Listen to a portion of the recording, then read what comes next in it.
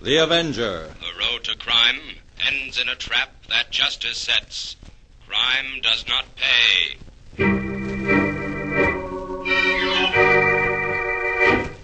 The Avenger, sworn enemy of evil, is actually Jim Brandon, a famous biochemist. Through his numerous scientific experiments, Brandon has perfected two inventions to aid him in his crusade against crime as the Avenger: the telepathic indicator by which he is able to pick up thought flashes, and the secret diffusion capsule, which cloaks him in the black light of invisibility. Brandon's assistant, the beautiful Fern Collier, is the only one who shares his secrets and knows that he is the man the underworld fears as the Avenger. And now, the Avenger and the Department of Death.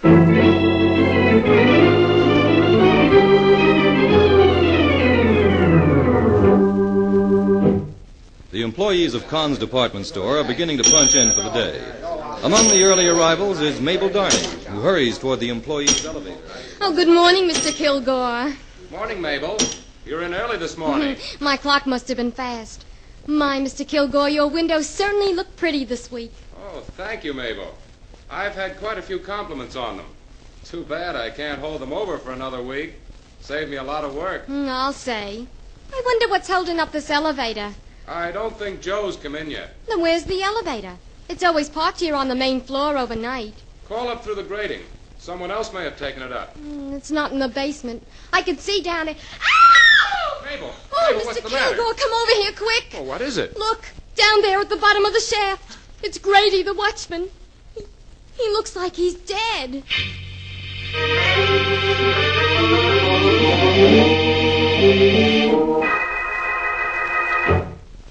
You're right, Inspector. Looks like Grady died from a fall. What floor did you say he fell from? Well, it must have been the fifth, Jim. I checked the automatic meter on the main floor when I came in. It shows that Grady made his last time check on the fifth floor at midnight. Well, let's go upstairs and have a look. Okay, all right, O'Brien. You take over here until my men arrive. Whatever you say, Inspector White. Come on, Jim. Let's get out of this shaft and take the elevator to the fifth. To the 6th, you mean, Inspector? Sixth? I said he fell from the fifth, Jim. Yes, but the elevator in that shaft would have to be parked above the floor from which he fell. We'd better check that first. Get in the elevator, Jim. Sixth it is. You didn't permit any of the elevators to be moved, did you, Inspector? Only this one. I took it down to the basement myself. I ordered all the employees held on the main floor. Good. Now, what have you found out about Grady so far? Well, he's been a watchman here at Kahn's store for 15 years. Steady fellow, completely trustworthy. Who's this fellow, O'Brien, you left on guard in the basement? He's a store detective. Here we are. There's the elevator, just as you said, Jim. Uh-huh. Very strange. Well, what's strange about it? You expected to find it here, didn't you? Yes, but would you mind explaining why Grady rode this elevator up to the 6th and then left it parked here and used the stairway to the 5th floor? Oh, Jim, don't start that. The first thing Come I on, know Inspector. Let's take a look at the 5th floor. We'll take this elevator Grady used. All right. Now, there's no doubt in my mind this was an accident, Jim. Nothing valuable was stolen or the alarm would have sounded, so don't try to stir up anything. Oh, a perfect landing, Inspector. Well, say, who's that coming in from the stairway? That's Mr. Kahn, the owner of the store. Must have something important on his mind to climb all those stairs. Inspector White, I want a few words Yeah? with you. What is it, Mr. Kahn? Well, how much longer must I keep the store closed? I had a sale advertised for today. Several hundred people waiting outside. Give Brandon and me 10 minutes more, then you can open the door. Mr. Kahn, we would also like to have your permission to question some of your employees. Question my employees? What for? If Grady's death was accidental, it must be proved so to the satisfaction of the police department. Oh. Well, naturally, I want everything to be cleared up properly, but... Well, look here, Inspector, there's no need to make a scandal out of a perfectly natural accident. I have some influence in this city, You better take care of your own business, Mr. Kahn, and I'll take care of mine. Now, give us 10 minutes more here. All right. It's not that I don't want to cooperate in every way possible, but as far as I can see, there's no need for a prolonged investigation. In other words, Inspector, we mustn't let a little thing like murder interfere with Mr. Kahn's Now, business. wait a minute, Jim. Don't jump to any conclusions. Now, why couldn't Grady have fallen down the shaft here? Really, Inspector, that question isn't worthy of you. Why not? Well, first of all, these grating gates may look old-fashioned, but they lock and unlock automatically from the inside. Grady would hardly have pried this door open in order to fall down the shaft accidentally. Oh. No, I admit you've got something there, Jim. But what do you suppose did happen? Grady was killed or stunned by a blow on some other floor. Brought here to the 5th floor in this elevator. Parked right here on the floor where we're standing while his murderer took the elevator to the 6th floor. Left it there, punched the time clock on that floor, walked down the stairs, punched the clock here, and then pried open this gate and threw Grady down this shaft. Ah, that's all guesswork, Jim. You have no way of proving any of that. I can prove all of it, Inspector. I'm listening. Well, Grady had a bad gash on his head, didn't he? Yeah? Look. There on the wall of the elevator. About 30 inches from the floor. Looks like a small blood stain. Now, look at the floor. Right here where we're standing. There's a larger and more distinct stain. Yeah, but why should the murderer overlook evidence like that? Only a few dim lights are left burning on these top floors at night. The murderer didn't see it. Now, last but not least, look at the marks on this outside elevator door, made by a sharp instrument, recently. Bits of metal are still clinging to the marks. All right, Jim, where do we go from here? We start looking for the answer to 3 very simple questions, Inspector. Where was Grady murdered? Why? And by whom? Oh, very simple. Going down, Inspector. Please face the front of the car.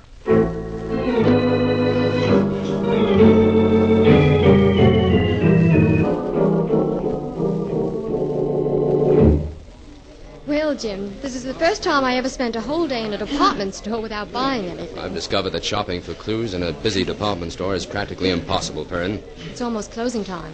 Shall we call it a day? No, let's finish our examination here on the main floor. All right. Jim, what's in that little room next to the book department? Oh, that's where the vault is kept. Oh. Say, this room on the right looks interesting, Jim. It's marked no admittance. Oh, that's for us. Come on, Fern. Seems to be some sort of storeroom. Who's that? Customers aren't allowed in here. Oh, it's you, Mr. Brandon. Yes, you're Kilgore, the window decorator, aren't you? That's right. I'm getting things ready to change the windows tonight. Heavens, are you going to use all these dummies in the windows, Mr. Kilgore? Yes, miss. I've planned a party motif to display these various costumes. That should work out very well. Well, this first group of dummies is for the cocktail party window. Those for the dinner party. That group over there for the theater party. These in afternoon clothes are for the bridge party. And these last 5 will attend a supper club party. Oh, the clothes are lovely. That blue dinner dress is stunning. When do you begin dressing the windows, Mr. Kilgore? Right away. I was just about to strike the set of that first window when you came in. Oh, well, don't let us keep you. I'm just doing a little routine checking on the main floor layout. Do you mind if I watch you for a while, Mr. Kilgore? No, not at all. I'll explain the procedure if you like. Oh, thank you. Well, first I take off my shoes and put on these woolen socks. That's so I won't leave any marks on the rug. I see. One of the side windows opens right off this room, so I dress that one first. See, that way I can get started before the store closes. Oh, seems strange looking at a store window from the inside. I dare say. This little dummy I'm bringing out now did a very good job this week. The dress buyer told me she sold every dress she had in stock of this model. Where do you put the dummies you take out? Oh, in the rear of the storeroom. We have a sufficient number to alternate. Pardon me, I'll be back in just a moment. Surely. Oh, Jim, come here and have a look at the world as a dummy sees it. Well, since I'm beginning to feel like a dummy on this case, I might as well become acquainted with the outlook. Very befitting. The view is extremely limited. You sound awfully low, Jim. Of course, I don't blame you much. We haven't accomplished... Fern, look at that rug. What's the matter with it? There's a deep print of a man's shoe there near that table. That's strange. Kilgore couldn't have made it. No dummy is heavy enough to make a print as deep as that. Anyway, the one dummy he took out of this window was over on the other side. Jim, do you think this means anything? It means that a woman's curiosity is a wonderful thing, Fern. Thanks to you, at last we're actually on the inside of this case, looking out.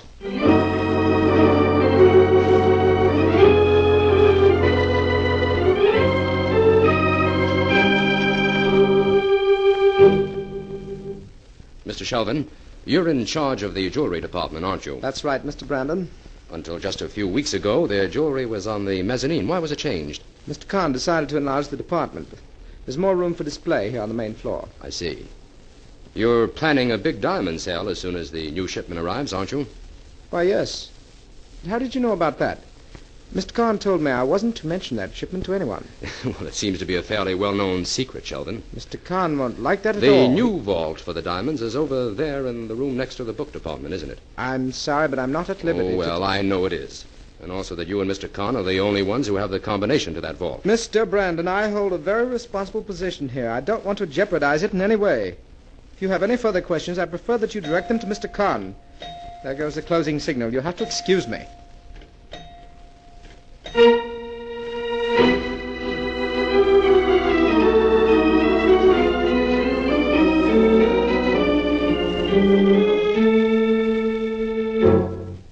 We'll just finish up this report, Fern, and then we'll go out for dinner. Oh, I thought you'd forgotten all about dinner, Jim. It's almost 9 o'clock. Well, the inspector will want this tonight, but we'll hurry it up. Where was I? You just finished stating that you were convinced it was an inside job. Oh, yes. Take this down, Fern. Ready? I intend to check thoroughly on all the store employees who didn't check out at the regular closing time the night Grady was killed. This will include all who checked out early, those who were absent, and the few who may have had reasons for remaining late. I'm also working on the angle that there may be a direct connection between the murder of Grady and a plan to steal the diamonds when they arrive. But so far, I've found nothing to substantiate this theory. That's all, Fern. Oh, good. I'm starving. Add this P.S. to the inspector. Go ahead, Jim. Meet me in front of the department store tomorrow afternoon at 4:30 to conduct a very important experiment.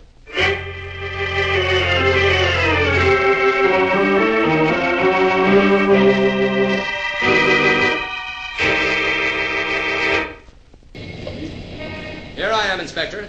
Jim, what are you up to? Why did you want me to meet you in front of the store? Inspector, we're going to pretend that we're two employees of Kahn's department store. We either checked out early or we didn't show up for work today.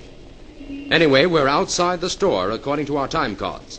Now, if we're outside and can prove it, according to our cards, we can't be suspected of any crime that might be committed inside, can we? I suppose not. That's the kind of evidence that holds up in court. But what are you trying to prove, Jim? The purpose of this demonstration is to show that we can go into the store and remain inside after the store closes. All night if we want to. Now, here's a complete list of the employees who were absent or who checked out early the night Grady was killed. We can discount the few who left late because they couldn't get back in past the watchman at the employee's entrance. You'll notice that this list includes a number of employees you've already met and whom we now have reason to suspect. Well, now we're getting someplace, Jim. Who were they? There were 15 all told, but the ones you know were O'Brien, the store detective, Mabel Darney, who discovered the body, Kilgore, the window decorator, and Shelvin in the jewelry department. And don't forget Mr. Kahn himself. He doesn't have to check in and out of the store. I'm not forgetting him, Inspector. He's on my list. Well, what do we do now? First, we walk inside the store, just like two ordinary customers. Then we make a very unusual experiment.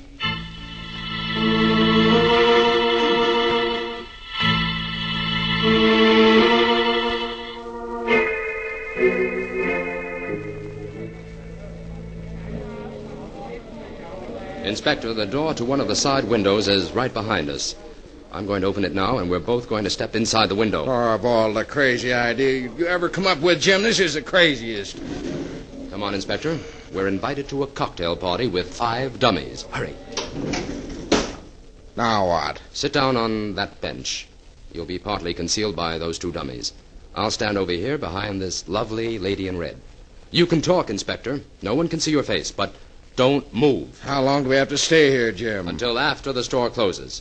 Maybe this experience will teach you not to make me prove everything to you the hard way. Well, where's Fern? Why couldn't she have done this instead of me? You're the one I have to convince. And besides, Fern is up in the toy department questioning Mabel Darney. Oh, there goes the gong. It's closing time. Oh, how much longer? We're going to stay here like this until everyone has left. Oh, this is carrying things too far, Be Jim. careful, Inspector. Don't move. One of those window shoppers is giving your suit the once-over.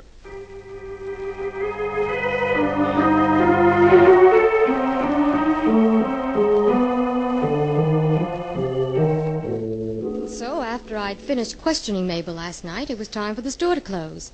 So I went outside and watched you and the inspector in the store window. My, you look natural. We saw you, young lady, and I might add that wasn't part of your I assignment. know, Jim, but I wouldn't have missed it for anything. Well, what did you find out from Mabel, Fern? Well, Inspector, she knows all about the diamond shipment that's expected, and she has a terrible crush on Mr. Kilgore, the window decorator. Oh, that's no help. Now, look here, Jim. We're moving too slow on this case. Inside job or outside job, I've got to find the man that murdered Grady and find him quick. We'll get that murderer all right, Inspector, but it may take a few A days. few days? Have you seen the morning papers? Why, one of them went so far as to print my picture and caption it the police department dummy. I've got to make an arrest in this case within the next 24 hours, Jim. All right. I promise you that by 10 o'clock tomorrow morning you can make an arrest, Inspector. You know who the murderer is, then? I didn't say you could arrest the murderer. Oh, stop talking in circles, Jim. What do you mean? Well, I know who the murderer's accomplice is. And since you're so desperate to make an arrest, I'll deliver him. Then it's up to you to make him talk.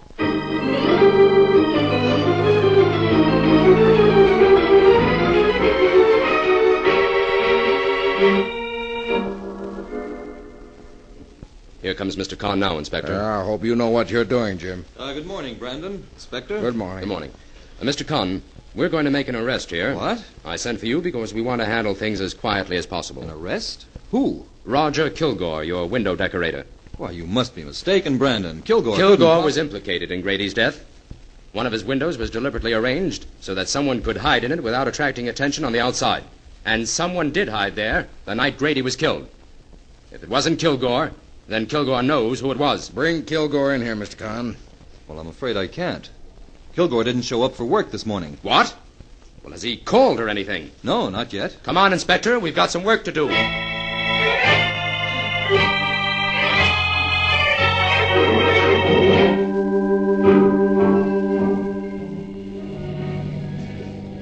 Now that we're out of the store, Jim, would you mind telling me where we're going? We're going to drive out to Kilgore's home, Inspector.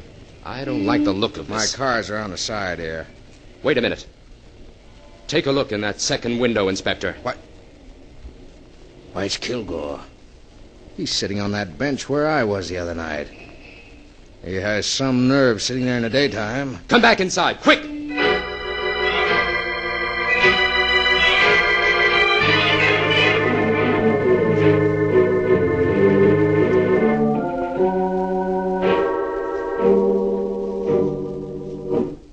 That's the window, O'Brien. Open it up. Not so fast, Brandon. I have to have a good reason to open these windows. And I'll give you one. Kilgore's inside there. Kilgore? Well, what's he doing in there? That's what we want to know. Open the window and tell him to come out. Okay. Come on out, Mr. Kilgore. There's something wrong here. Inspector, come into the window with me. You too, O'Brien. Right, Jim. Sure. Say, Brandon, I don't like the way he looks. No. Kilgore has been propped up on this bench for hours. He's dead.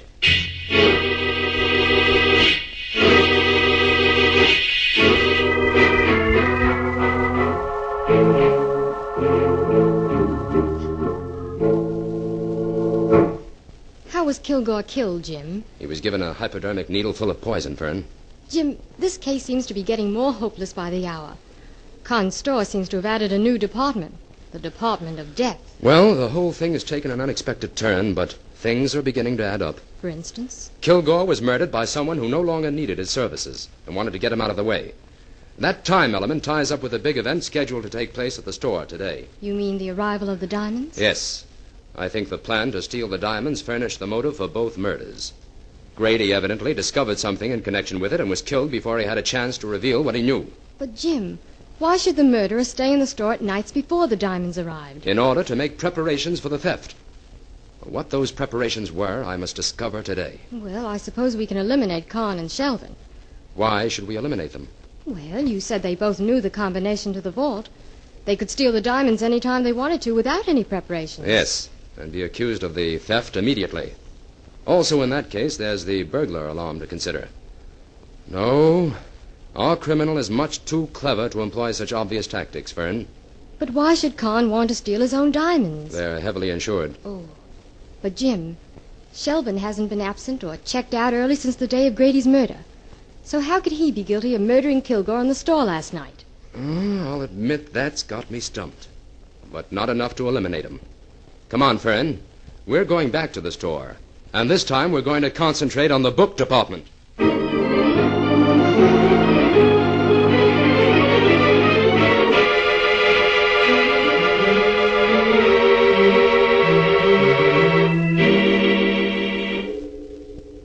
While we're here, Fern, I want to pick up a copy of Dr. Ledlow's book on crime documents. Oh, I saw it here in this large bookcase the other day, Jim. I can find it in a minute. Oh, all right. I'll browse around a little in the meantime. Oh, Jim. Yes? Come here a minute. Well, what is it? Look at these books. They're completely disarranged, and some of them are upside down. This whole bookcase is a mess. Yes. It certainly is. That's it, Fern. I've got it. What, the book? No, the solution to this whole grim affair. Oh, at last. Fern, Con's department store is going to have an extra watchman tonight. This is a job for the Avenger.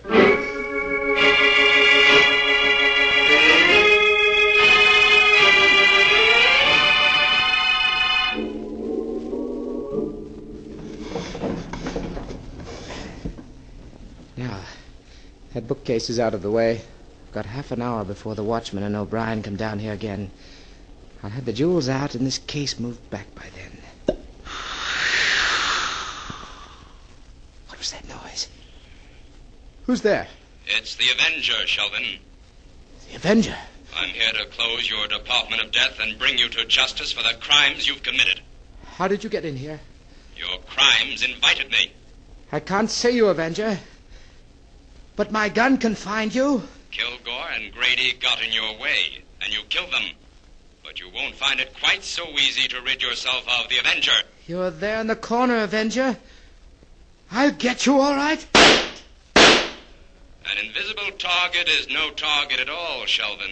I'll find you. You are missing badly. I'll shut you up. Now you're harmless. Your gun is empty, Sheldon. What's going on here? Sheldon, it's you. O'Brien, arrest Sheldon. I think you know the charges.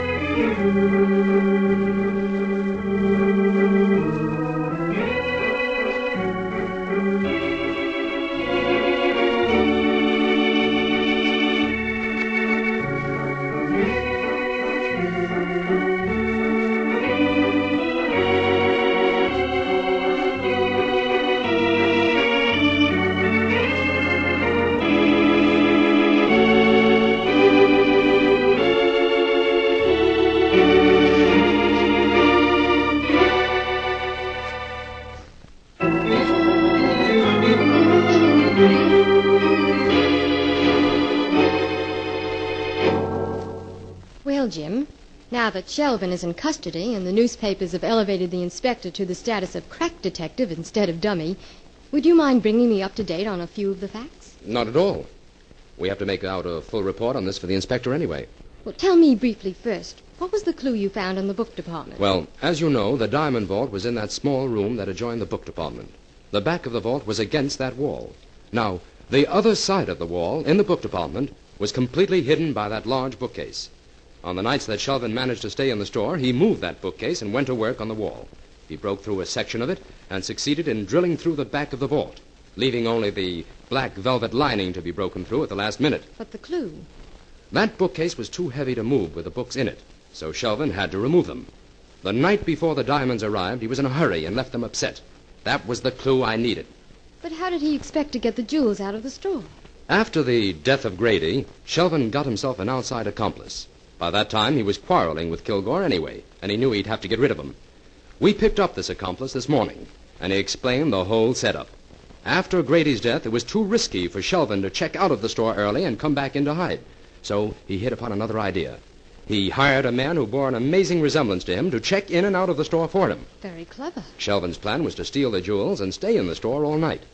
The next morning, just before time for the store to open, his accomplice would check in for him, pick up the jewels in the washroom where Shelvin had left them in a shopping bag, and then exit from the store just as the early shoppers were coming in the main entrance. And in the meantime, Shelvin goes to the safe, gives the alarm, and is under no suspicion. Right. Well, Jim, could we get the inspector's report out right away? I'd like to leave early today. Oh, I can tell by that glint in your eye you're going shopping. Yes, I am. Well, murder or no murder, I suppose no woman alive can be expected to spend 3 days in a department store without buying something.